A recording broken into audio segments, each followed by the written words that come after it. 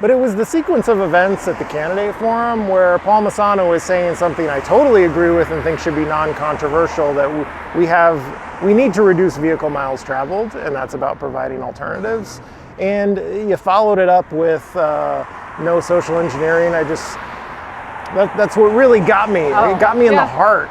I guess so, because ever since then you seemed sad. I have turned, well, I'm not sad, I'm okay. Well, but like, I did turn it into a meme. I have said social engineering a ton since you said that, so it really did stick in my head. Yeah.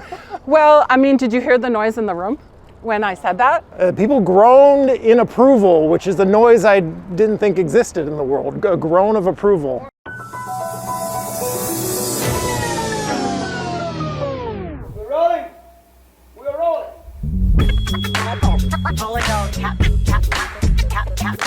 This is a real thing. Real thing.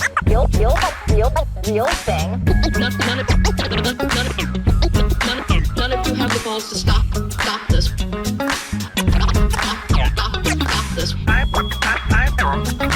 I've got plenty of time. I have nothing else going on today. We're in the Wedge neighborhood right now. Here we are on the Wedge Live podcast at 50th and Bryant. I'm here with Kate Mortenson, Ward 13 candidate. I'm your host, John Edwards. We're going to take a bike ride on the new Bryant Avenue. We're going to talk about your race for city council, local politics. Good morning, Kate. It's a lovely day. Or good afternoon. And there's the airplane overhead. It is a lovely day. And I have some, pretty compelling bike stories I can share. Okay. Along the way, I've had some experiences on bikes over the years. Let's go. All right. You've had some things to say about Bryant Avenue. I don't know if we can have a combative bike ride. I've never had a combative bike ride with anyone before. Hey, listen. Let's not do that. Listen, mister. One left jab and you're horizontal. What do you think about this? This little... The on-ramps? Yeah. You know, I think it's great when you're on a bike. It's absolutely great. I think there's a little bit of confusion if you are in a car, because we're not used to, as car drivers, which I don't describe myself necessarily as, but if you're in a vehicle, we're not used to seeing so much space given to bicycles that it's a little bit confusing, but we're going to get used to it. Because this is, on the whole, an amazing project. And it's disappointing that it wasn't better managed. I think that's really been my point about it all along, John, is that if there were a elected leader, let's say a council member, who was really engaged, then some of the challenges that we see, I don't think we'd have them. So you think it's an amazing project. Oh, we got construction here. Let's go in the street. We can do that. What's amazing about it, and then talk about like specifically what you saw as the problem with it. Yeah, so for example, what's happening right here is they're widening the apron of a driveway to allow the homeowner to access their own garage.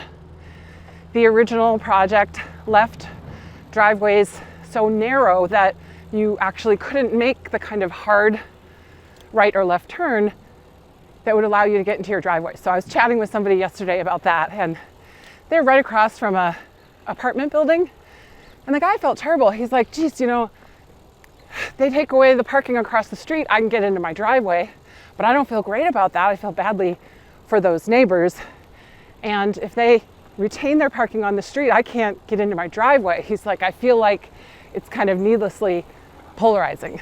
So that's an example of something where maybe it's because I'm a middle child. Yeah. I just want to see things come out well for everybody.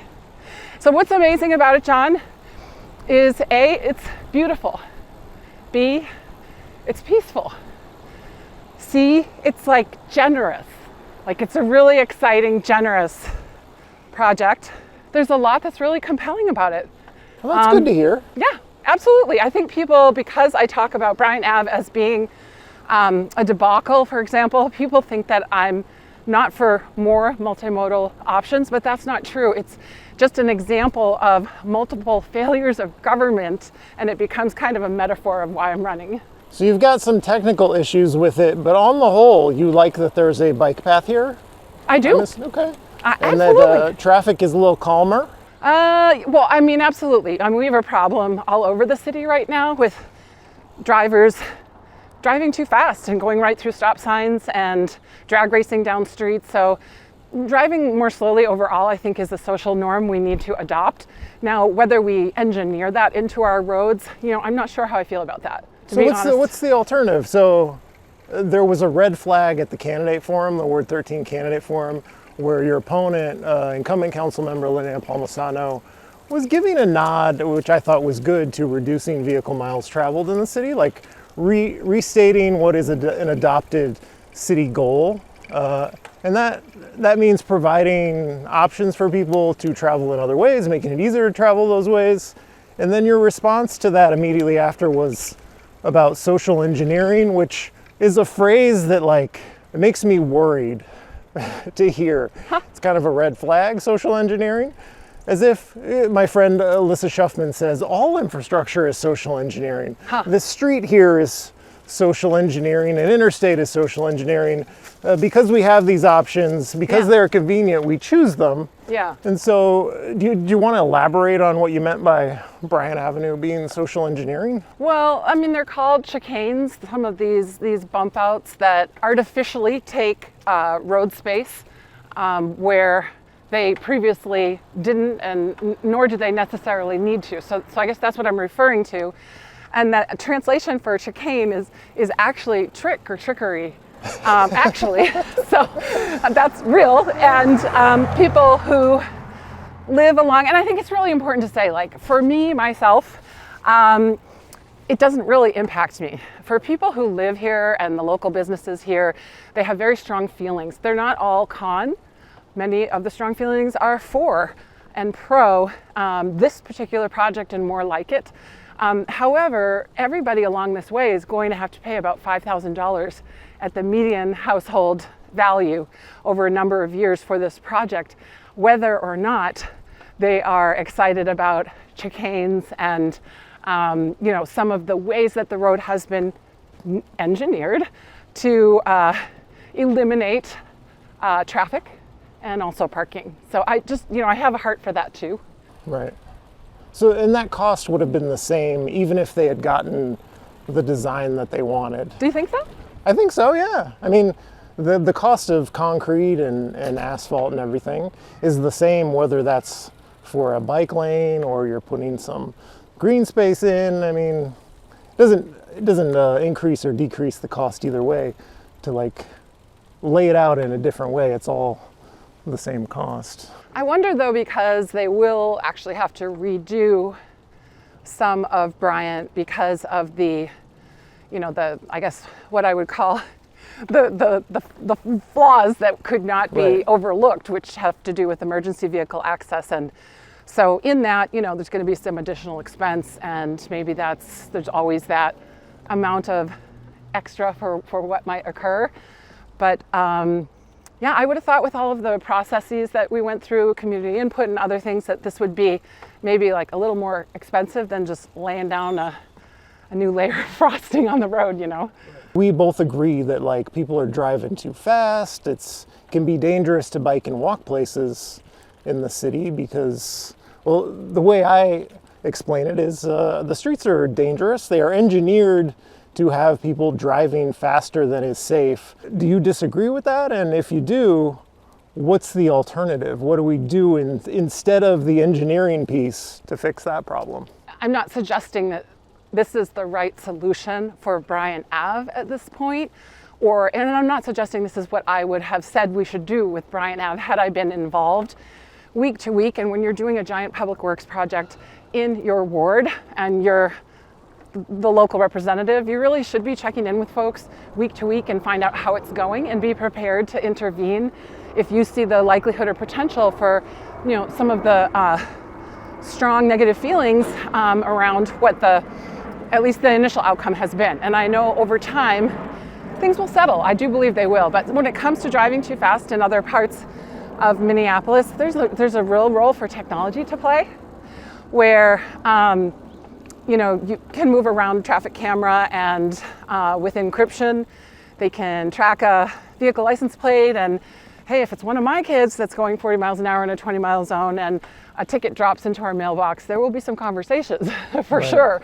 So I think that there are a number of different things we can do to like re-up the social norms. I've seen the 20 is plenty speed limits, and those are good too. I just think we need to really double down on that and have people behave in an appropriate way, whether or not the roadbed has been altered. You would support changing the state law to allow camera enforcement? Yeah, I mean, I think that where we are with public safety and the number of sworn officers that we have, you know, are we really going to be able to support, traffic policing in the future in the way we have in the past? Probably not. And I think there is a role for technology to play where we're able to continue to protect people's privacy as well. I wonder if Democrats and Republicans in the state legislature would go for that, because recruiting police is difficult nationally, and so I wonder if that makes it more likely to be adopted. I think we're just, even if you are a professional and disciplined and for all the right reasons, a law enforcement professional, there are things that cops used to do in the past that I just don't see them doing in the future, because the skill set is kind of niche and you want it for, crime prevention, crime investigation, violent situations. But some of the challenges that we face are maybe not even like the best use of the skill or the time of a expensive police professional. Kate Mortenson, we've kept up this conversation through this your whole campaign. We disagree on some big stuff, but we're taking a bike ride together. Right? A lot of folks who are supporting me are to the right of me or to the left of me. They are supporting Kate Mortenson campaign because at the end of the day, leadership matters. And I think they see that I'm in it for the greater good and not a personal agenda on any particular one issue. So that's what, I'm hoping in continuing a dialogue, and I hope if I'm elected, I'll come on and talk about anything, recognizing that sometimes it's going to be really hot and we won't be on a beautiful fall bike ride. Hey, is this Soren? Hey, look! Soren Stevenson! Oh my gosh! Did you want to be a guest on the Wedge Life podcast? The streets I'm in right now. Okay, does that mean you can't talk to us? Yeah, sure. Do you know Kate Mortenson? We met at Open Streets. Hey, Nice to see you again. nice to see you again. Well, I don't have any questions prepared, Soren, but how is your campaign going? It's going really well. People are really receptive and knocking a lot of doors, have a lot of volunteers. Things are going great. I love the sweatshirt. Thanks, I got it just the other day. It's brand new. How do you feel about Bryant Avenue? Do you use it? Do you walk it? Do you bike it? I was actually just walking it now to see. I mean, it's not my first time walking on it, but yeah, this is probably only the second or third time I've even been on it. But yeah, I'm excited. I haven't biked on it yet. I'm excited to try. I was just watching that person unload there and wondering, is that a benefit of the raised bike lane, or is that a downside of it? I wasn't quite sure, but More space. When there's lots of space, people can maneuver around. Pedestrians and bikes and people unloading can intermingle when they have enough space. I listened to the podcast yesterday. I listen on Spotify, despite the fact that there's so many visual things. Yeah, and you guys were talking about the difference between like curb separated or raised up to curb level, and I don't know myself which one I prefer. Sorry, I'm just blathering at you all. Oh, you just kind of came right at You're the unanticipated guest. Do you want to be on the bike ride version of the Wedge Life podcast? I'd love to. Okay, let's set that up. Okay. Cool. Look what I've made happen. Yeah. Oh, wow. This is one of my special skills. Yeah. Great. Soren, can all sides of the political divide in Minneapolis get together and take bike rides, do you think? I hope so. That sounds like fun to me. Okay. Yeah. I'll be in touch. Cool. All right. Well, have a great ride. Take Good care. To see you. Bye, Soren. Bye. See you at the office. Did you recognize him coming Of up? course, yeah. Oh, really? Yep, I saw him at the last Open Streets. And by the way, I think it's really sad and unfortunate that the city partnered with the Minneapolis Bike Coalition. Is that the group that founded Open Streets? originally, and they changed their name to Our Streets Minneapolis. Okay, so the fact that they founded and basically branded, because I don't know that it would have been as cool if the city of Minneapolis, did it on its own. This experience for so many years that people have had that is just better and better every year, and then didn't renew their contract, but said, oh, but we're going to keep doing it. We're just going to basically take the brand and call it something else. That seemed wrong to me. Yeah. And I talked to somebody with Our Streets and expressed that to them, that just didn't seem like a right way of handling that. So Mike Norton, my good friend Mike Norton, business magnate, shipping container magnate Mike Norton, endorsed you. His big thing was a difference on public safety. Am I characterizing his endorsement correctly? I believe I have Mike's endorsement because when I decided to run, the first thing I did is talk to the folks who had previously challenged the incumbent to find out, what that experience was like, and to let them know how I was thinking about it. And, early on, Mike was like, wow, I really don't agree with you, but I feel like I know where you're coming from. So, we've gotten to know each other and we're pals, which is great. So issue-wise, something, Mike realizes, crime, top of mind for everybody. And also, frankly, for older residents and houses further apart, like in Ward 13, people want to know they can access businesses and amenities by a personal vehicle if that's the way that they are able to. So that's something that early on Mike was like, hey, totally don't agree, but you talk about that enough and you just might win. He's such a Machiavellian character, that Mike Norton. Well, he's busy, his business is like blowing up. And is it? The shipping container business is blowing up? For sure. What everybody needs is a good shipping container. So is it difficult to drive in Minneapolis? Because whenever I get into a car, which is when people offer me rides, it's not often, but when people do, I'm amazed at how easy it is to get around the city and find places to park. It's like, wow, I want a really long distance in just 10 minutes. And I feel like there's an experiential difference, perception difference in how easy various modes of travel are. I feel like it's very easy to drive. Am I wrong? Well, I think the solution is to have these options. I do. I think the options are really important. And by adding in, do we need to take away? I don't think we should think of it as a zero-sum game, because that is very polarizing. Generally, I'm running late. It's a kind of character flaw. I always think I could do more with 5 minutes than I actually can. So oftentimes I am jumping in to my vehicle when I should be, walking or biking, but I can work on that. As far as parking goes, for example, it's a 52% renter city, John. And last year when Minneapolis failed in the winter to clear the snow, and we had 9 weeks of emergency one-sided parking, so 50% of the parking was taken away. And we're not in that future state of transit yet, we just are not.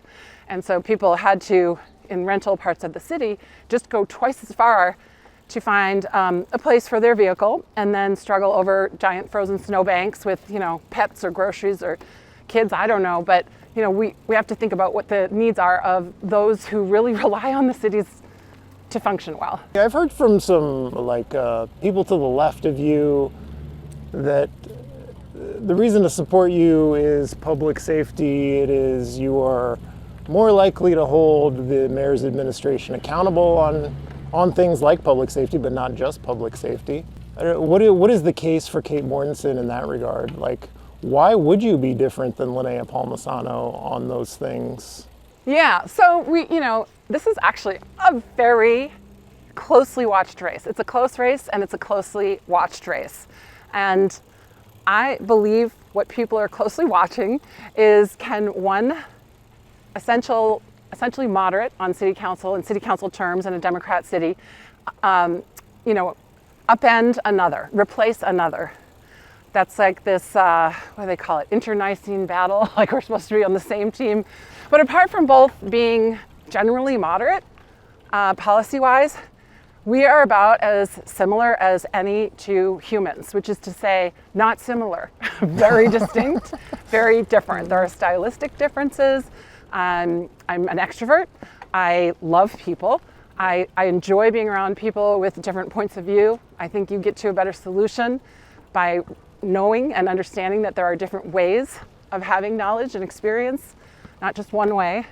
So I'm going to be able to work across differences more effectively. I mean, I don't have a magic wand, but I'm going to be more effective at working across differences. I introduced myself to Soren the other day.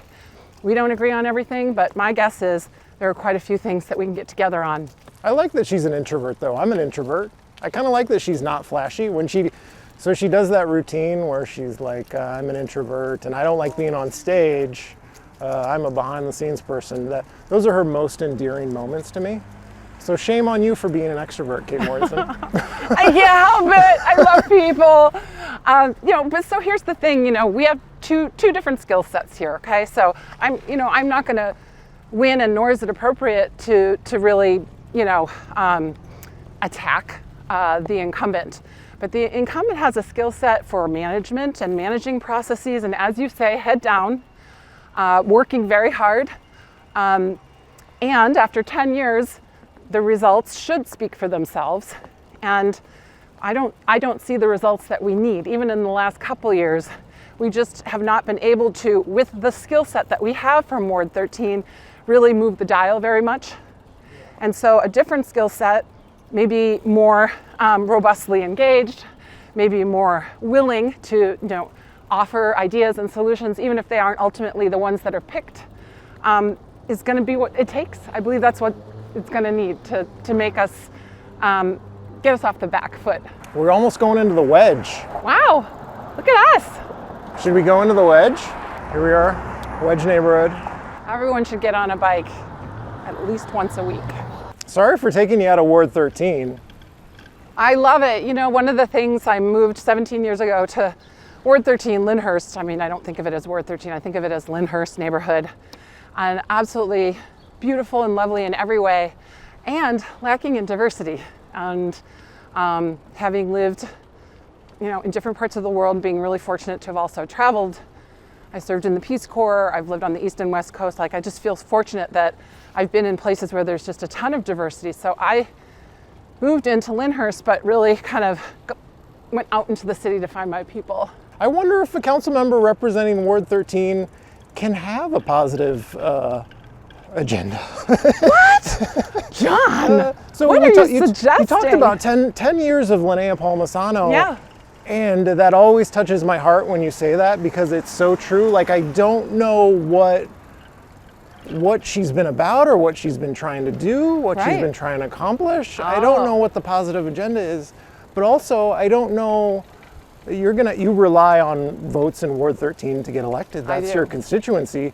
I don't even know what the positive agenda of Ward 13 is. So make the case that Ward 13 actually has a positive agenda for the city. And what is it? Yep, absolutely. And you know what? If you're going to be a leader, and you think you're leading but nobody's following you, well, you're just taking a walk or a bike ride, maybe, I don't know. But leaders have a vision, okay? And so I have a vision for a Minneapolis and a Ward 13 that is both safe and also sound.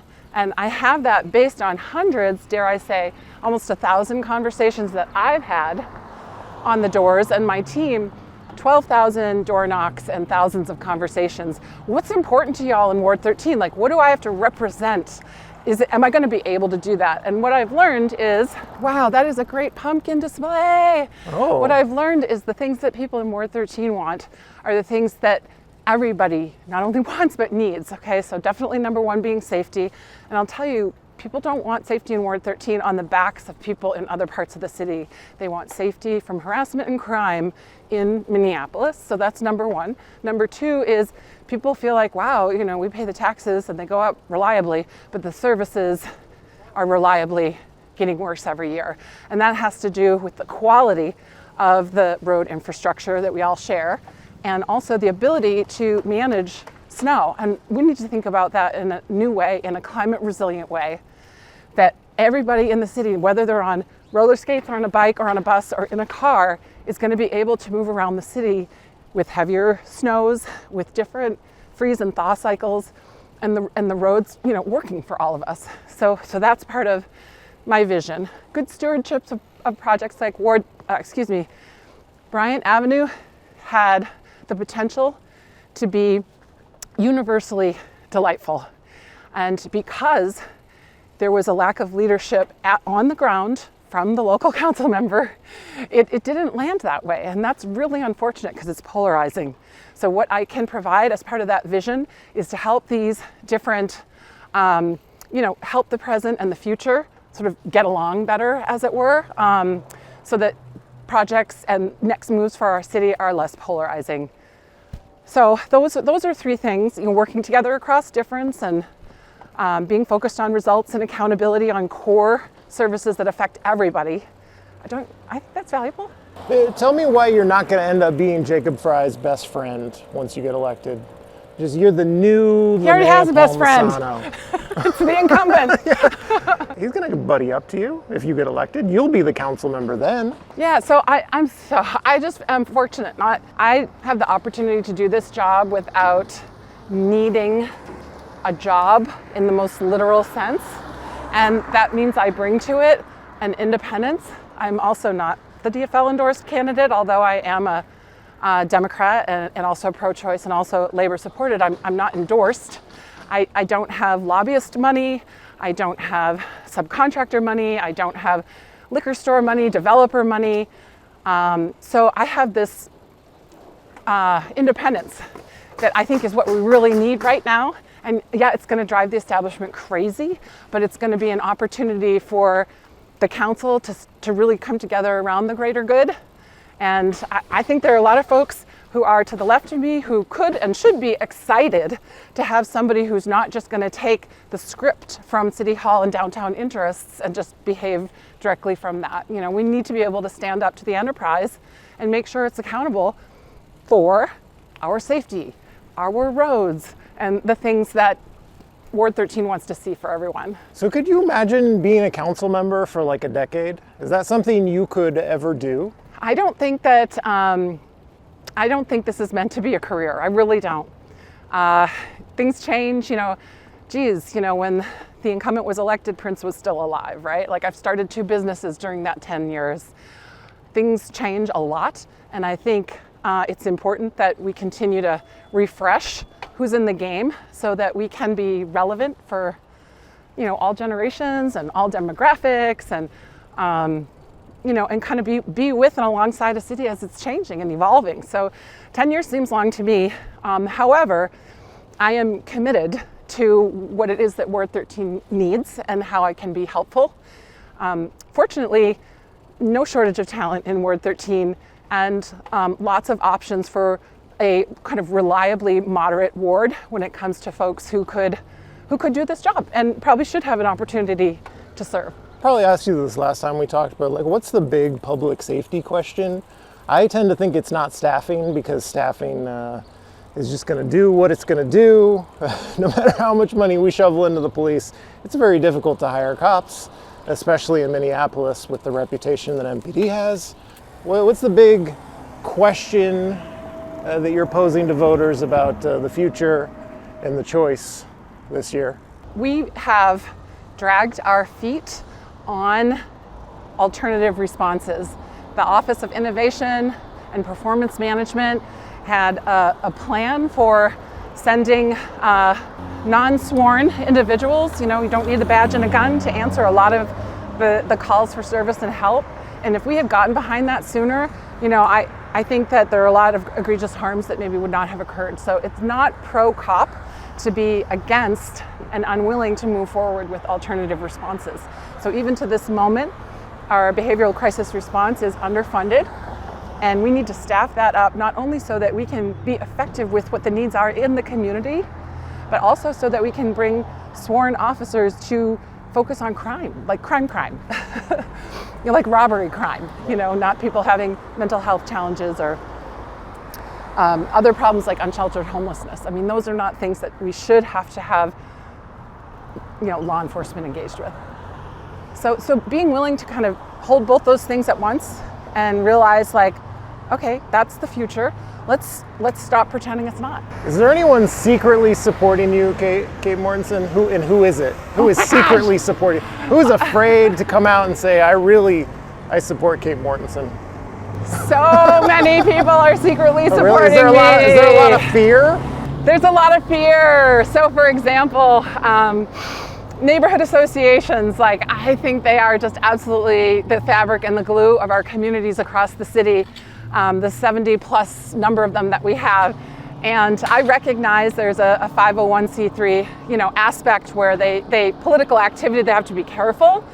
But, other candidates have been able to come and say hello and introduce themselves at neighborhood associations. But in Ward 13, I do think that there is a certain level of concern that people have, like, what if I get behind Kate and Kate doesn't win, then oh my gosh, I was on the wrong side of it. I don't think our politics should work that way though. Yeah. I tell you, I will stand right next to someone who challenges me when I'm elected. And after 10 years, if you need the mayor's help fundraising to win this job back, maybe it's time to pass the torch. I've spent the last 17 years, John, getting to know people in the public sector, the private sector, nonprofit, philanthropy. When I was leading the NCAA men's Final Four, that's when I really fell in love with the entire city. Working through complex things with, all comers, and seeing like what we can do when we come together, it's really powerful and it stays with you. And I want us to shine in that way and better. What else should we talk about, Kate Mortenson? I would like to talk about the endorsement. Which endorsement? Your endorsement. Oh, my endorsement? Okay, yes. Let's talk about the endorsement. It's the endorsement, right? It is. It's the capital T endorsement because... I don't think it'll do you any good in Ward 13. What? No, it absolutely is critical. When it comes to the social issues that we're facing as a city and as a society, I'm going to be so much better. I'm going to be so much more in sync with our yard signs and our values in Ward 13. You want to take a right? Yeah, we can take a right. I never would have voted to boot rent control while Muslim colleagues were celebrating a significant religious holiday. I never would have. I would not take the vote to pull down the roof depot, and I'm excited about the vision that they have. And I would have supported the Office of Innovation and Performance Management. And I would not be so parsimonious with the REIB, Racial Equity, Inclusion, and Belonging Office. I mean, these are, we have a real problem with the work culture in City Hall, and I don't think our Ward 13 representative really brings our values. So, if I were speaking to progressives and people on the left, whether it's climate or you name it, I'm going to lean in more, and it's not going to be the words, it's going to be the actions. You're very willing to talk, and I love how open you are to me, because it is all about me. Actually, right? And also, like, Chris Meyer did his Twitter thread where he didn't endorse you, but also complimented how open you were to him and willing to talk. And the social engineering thing, look, I have a bike, walk, and transit shirt I'm wearing. I know. I didn't even wear a campaign t-shirt, but you've got your message there. Yeah, no, I get it. It was a huge red flag, and so I'm thinking the constituency you appeal to when you run for office is the constituency that you serve. I think most people who run for office are being honest to their voters and people who support them, and they want to deliver on what they promise. Yes. And so it's a very difficult question for me, because I believe the case you make against Palmisano is true. What do we have to show for 10 years? What is her agenda? I don't think she's particularly intellectually honest, whereas you are willing to talk to me and explain yourself, which the endorsement is a difficult question for me. Okay. No question offense. Though, what is it that I have said? I said, don't socially engineer me out of my vehicle or people. Right. Again, not me. Understanding I'm representing the concerns and needs of the ward, which includes, right. many older people, demographically older people. So what I know from conversations is the first thing that these folks say is, I have a bicycle. I like to bike. Right. There's nothing wrong with biking, but it's a matter of having it land well in the community. And so, you know, having planned the Final Four and having worked through people's concerns about, is this an elitist event that's only for ticket holders, and having very truly, sincerely felt like no, and it shouldn't be. It's a chance for us to shine as a city and celebrate the talents in our diverse communities and bring all families downtown to have a great time. Like, it's all blah, blah, blah until you really do it. And so when I really do it, and I'm there for people who want multimodal transportation, you know, I think that's when people are like, okay, what she's doing it's fair. Maybe not choosing a path, but choosing not choosing a side, but choosing a path. But it was the sequence of events at the candidate forum where Paul Masano was saying something I totally agree with and think should be non-controversial, that we need to reduce vehicle miles traveled, and that's about providing alternatives. And you followed it up with no social engineering. That's what really got me. It got me in the heart.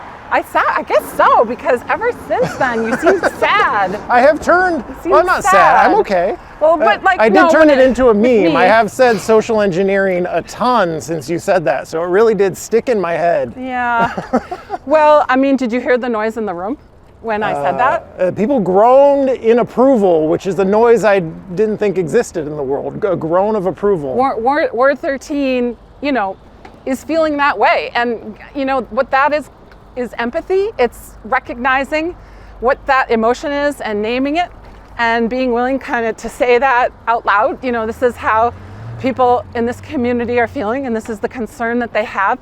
It doesn't mean that the desire of those very same people is to shut down these different options. I feel very comfortable going into that space of like, my side, your side, which side, and coming out of it like it really isn't about a side. Like, there is a measured way forward, and if there isn't, then, you know, what's the game plan for society? I think my endorsement would do you harm in Ward 13. Go, oh, Kate Mortenson teaming up with that Wedge Live guy to ruin Ward 13. So you know, like the conventional status quo that I was talking about earlier, and like, will people endorse me, or do they hope that I'll win? You know, and a lot of them do, but those who are kind of minding the chessboard of like who's in what place and power. And by the way, I love the opportunity to disrupt that, because that is just not how a democracy should work. There's no foregone conclusion. People need to spend the time, get to know their options, and make a learned choice, which we're perfectly capable of in Ward 13. But some of that kind of status quo group of conventional wisdom holders, a lot of them very steeped in DFL endorsement processes, and I don't disrespect that group. That's why I went to the convention, even though it was 100% guaranteed I would not be endorsed, because I do respect that group. However, they sort of put out, there's been various little whisper campaigns trying to kind of figure out what's going to stick on me that could make me less attractive. Oh, really? And one of them is that Kate is woke. Oh, really? Are What you also a socialist? Are you a socialist? Well, I'm going to choose this moment to say I am not. I love socialists, though. I have socialists in my life. Some of them may be my children. I want to hear more about this woke attack on you. So it's because I had been having conversations with you and Mr. Mike Norton. We're not woke, though. Mike Norton and I aren't really woke. People who are woke would be offended to hear that Mike Norton and I have been included in that group. But this is high school, right? Remember, it's happening again, John. We're in high school. And so because I was hanging out in appreciation with people who have different political points of view than I have, and learning from them and being willing to laugh at myself when I'm wrong or appear, you know, whatever, oafish, that had folks going, oh, she's going to talk to them, she's going to work with them. And it's like, yes, I am actually. I am going to both talk to and work with people that I don't 100% agree with. Yeah, well, let me assure those people that I don't think Kate Mortenson is going to cater to the needs of Wedge Live. Well, yeah, I mean, I know, like, there are some things where, I mean, even Mike Norton, we have a difference of opinion about how and where we want to see cannabis used. And he frequently likes to use it right before we meet. I'd like to see cannabis not used before we meet, Mike Norton. Is that what you told him? No, I was like, okay, this is legal. But personally, you know, I feel like if I'm representing Ward 13, want to be thoughtful about, you know, the smell and the, you know, the people who are older tend to be less accepting of that. And are there ways that we can respect that it's the law and at the same time have an opportunity to, you know, preserve some of the aspects of life in Southwest Minneapolis that generations who grew up with, you know, that not being legal or accessible can, you know, also feel comfortable. I feel okay treating it on par with cigarette smoke. Like wherever it is we frown on people smoking cigarettes should probably be where we don't allow people to smoke marijuana. I mean, you're probably right about that. Is he just an anything goes, smoke it anywhere kind of guy? Smoke it in restaurants? Well, let's think about the hierarchy here. So there are those little candy cigarettes that I used to have when I was a kid. So that would be on the low end of disturbing to others, right? And then there would maybe be like an actual cigarette. Right. And then there's a cigar. And then there's a pipe. And then there's cannabis. Like cigars are on the worst tier. Do you think so? Cigars are awful. Worse than cannabis? Oh yeah. Oh, I can't stand them. So, okay, look at how well I can work across differences. I agree with you. So what we're gonna do, John, is make sure that while smoking cannabis will be allowed in our perfect future kingdom, there will be no cigar smoking. No cigar smoking. Yes. See, you're woke now. I am. You agree with me. That didn't even hurt. It's because I was at a concert at Lake Harriet, and big crowds show up for that, right? People bring chairs and blankets, and they gather together to listen to music. Crowds are so big that you can't even see the stage. Yeah. And there was a guy, It's the best. like a couple of people over, just smoking a cigar. You know, it didn't ruin the experience, but it was annoying. I was irritated. But if you traded that out for a, I don't know what they call them these days, a cannabis cigarette, then it would be just as kind of off-putting, right? And It would be similarly a irritating. cigarette, right? I'm not someone who smokes, and I don't enjoy the smell. But do you used to? What's that? Didn't you used to? Oh no, I never have. Oh, wow. I only take free samples of Mike Norton's drug candies. I can deal with the candies, they don't give off a scent. Oh, it's the smell that gets you. But I was a very old person until I had tried any drugs. When is it that you started doing drugs? Oh, I thought we weren't going to ask me that question. I mean, I come from a long time ago. I come from the era when, like, the parents of my generation would get prescriptions for beer in the hospital because it would help with lactation, believe it or not. And they would be in the hospital drinking a beer and smoking a cigarette. Like, believe it or not, those were back in the days when you could smoke on airplanes and cars had no Like seatbelts. the Mad Men era. Yeah, exactly. So, I don't know, I was probably 13. This is terrible. Ooh. So I probably snuck a cigarette from my mom. And then, not at 13, but in my teens, I definitely did smoke. And boy, did I enjoy it. And then I realized, like, a person who's immunocompromised, like I am, I have asthma. Yeah, it's just not a good long-term game plan. So I shrugged that off about 2 decades ago. I figure we'll end it in Linden Hills. How do you feel about that? I love it. Linnea Hills? Is that what we call it? Is there a neighborhood rivalry going on? Well, I mean, there's a lot of loyalty, and I understand it. You know, like there are friendships and experiences that people have had that, hey, it's a small town. This is hyper-local politics. Do you ever commute by bike? I did. You did? When? I did. And for how long? I had an office in Loring Park called Loring Corners, and when I got this bike, which my hubby gave me for a couple birthdays ago, I would commute down Lyndale Avenue, not kidding, or Hennepin Avenue. Really? And to Loring Park. And boy, it was scary because I went through that little, like, underground tunnel thing. I mean, not literally the Lowry Tunnel, but there is a little tunnel that there's like, you're not supposed to be on a bike in that thing. And suddenly I was, but I just, yeah. So that was delightful. And then I would stop and get a coffee and, like, lock up my bike and feel like very, like, cool and relevant by being on a bike. Hey, if I win, will you come with me on my first day? And we'll bike to City Hall? I can make that promise, sure. Let's bike to City Hall on your first day. Yay! Back to my campaign HQ, otherwise known as my dining room table. Where's your, oh, I'm not gonna ask you where you live, but. Yeah, no, I'm in the, hey everyone, see you at my house. Don't go to Kate Mortenson's house.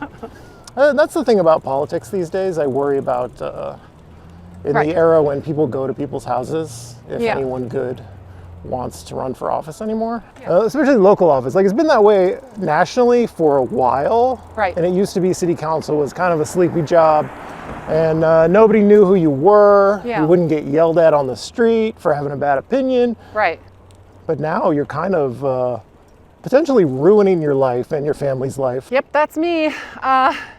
So I recognize that that's a reality of politics today, and one of the things, honest to goodness, that I hope to do is to restore some dignity to, the meaning of that service, and demonstrate with colleagues like what it looks like to not get your way, and how to, remain committed and reset every day if you have to, and go back in there without letting relationships harden.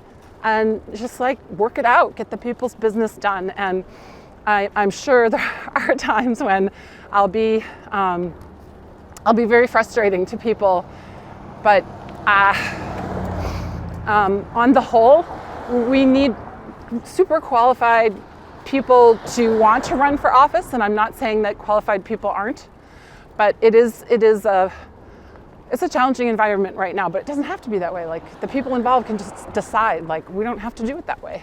So my mom gave me feedback on the last episode with Elliot Payne and was disappointed I didn't ask him what his favorite restaurants were or favorite places were in the ward. So a question for my mom, or from my mom, I guess, is give me some restaurant recommendations. Hi, Mrs. Edwards. It's Kate Mortenson. So one of my favorite places is George and the Dragon. It's an awesome little pub at basically 50th and Lyndale. I also really appreciate Cafe Ina, and I love that it's South American cuisine and really done super well and like family owned, which is great. I love it that Alex Roberts and his wife Margot have brought Brasa and Alma to our neighborhood in Lyndhurst. But I also love going up to Colita and Martina. And I really think it's important, if I hold this position, to show up and support local businesses. It's a big part of my platform, because when our local businesses aren't thriving and they have to leave, then our experience of city life goes kind of down. And we have some really amazing local restaurants. So here's a question that I am stealing from the League of Women Voters in one of their candidate forums. It's a trend nationwide that downtowns are losing office tenants and the tax base is shrinking. And the question was, like, how do we revitalize downtown and compensate for that loss of tax base? And the answer one of the candidates gave, who I won't name, just so we don't get into it, is that basically we're headed to a future of austerity, and I'm the candidate who will just like vote to slash the city's budget. I feel like a very negative answer. Do you have a more positive outlook than that, or are we really headed for doom and austerity? So there's a quote about change that I really like. If you don't like change, try irrelevance. Okay. And then you become a dinosaur. And you might be a really high performing dinosaur, but still the future is not bright for you. So I think as a city, whether it is how we operate our workplaces, hybrid, remote, and in-person, how we handle public safety by using more technology, like, we cannot be afraid of the future. That's one of the reasons I want to serve, because there are people for whom change makes it you uncomfortable. And so how can we make that more accessible and acceptable, to be always leaning toward what's next? So when it comes to downtown, first of all, it if it is no longer the engine of our economy, then it is going to be some painful times for the budget coming. And it's probably going to take a little while because we have a couple $100 million in one-time Biden funds that we've been using to plug holes in our budget. And next year, 25, rather, the next budget that we pass in 25, because 24 is already set, we're not going to have those funds. So there's going to literally be like an $80 million gap. And you know what's going to make that up is, we hope, economic activity. But if not, it's going to be fees and taxes. So we need to roll up our sleeves and think about how to serve our businesses that are downtown, how to make downtown a place that people want to be. So I don't know if it's a giant dog park on Nicollet Avenue. I don't know if it's a giant playground. Is it daycare that we have, all over around downtown? How do we put a school in downtown? How do we make downtown a great place for families as well as adults seeking entertainment? We should probably diversify that portfolio, because 200,000 people is what we relied on coming in every day for like forever. And now that's gone. So how do we have a more diverse portfolio downtown? Should we end on the beach? Yeah. Okay. With the lake behind us. Here we are on Lake Harriet. It's the end. Kate Mortenson here at Lake Harriet. We're signing off. We're taking a selfie. Okay. I'm your host, John Edwards. This has been the Wedge Live podcast. My guest has been Kate Mortenson. Say goodbye, Kate. Hi, Wedge podcast listeners. This is a real thing. Real thing. None of you have the balls to stop this. Stop this.